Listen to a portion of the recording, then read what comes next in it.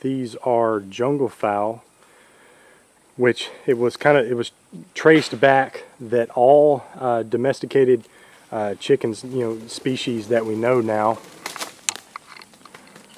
originated from the jungle fowl. Now they traced it back that people started kind of keeping these domesticated about 5,000 years ago. So this is the red-breasted jungle fowl. You can see they're flying up to roost in these oak trees. Really kind of surprised me. This guy's going to show off for us here. We've got some more, just to show you. I have more that's roosted up there.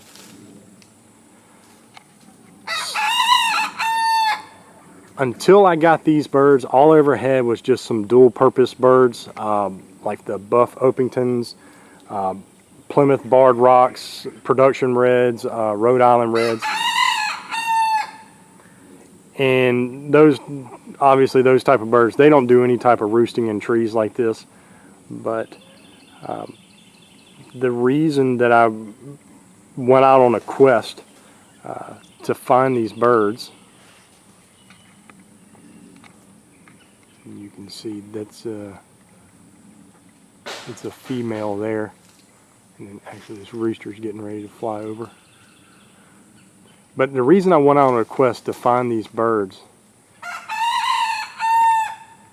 is because of their ability to survive in the wild. Now, I started out with 10. That was all I could find from a gentleman that buys and sells just basically exotic birds. Had to drive about 4 hours just to get them. But I'm down to 8 now. Basically, I started out with 10. Clearly a predator. Did get 2, but these birds were kind of young when I got them, and I kind of blame it on that, honestly, because they were venturing off in the woods, and I have had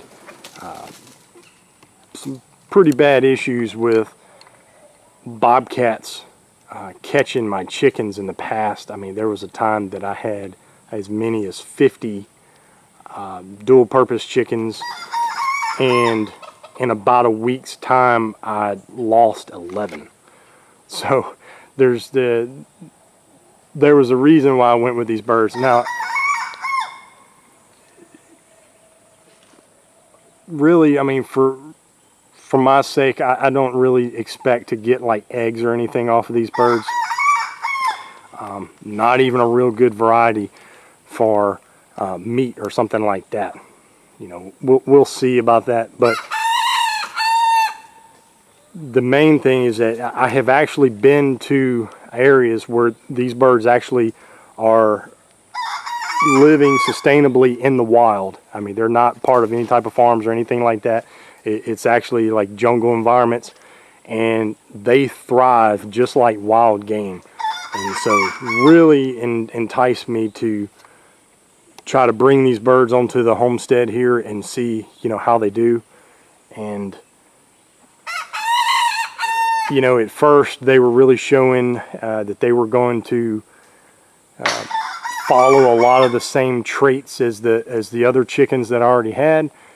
And now, I mean, it's clear that they are kind of tapping into their instinctive ways, because I just kind of what I gathered is that prior to me getting these birds, all they had ever done was just spent time in a cage or in some type of enclosed like barn area or something like that, where they had no exposure to being wild. So it took a few weeks. It probably took about 3 weeks, honestly, for them. But I noticed that there were fewer and fewer that were going to roost every night. And now there's actually all 8 of them are roosting in this oak tree. So they're acting not any different than just some type of wild game bird or something like that.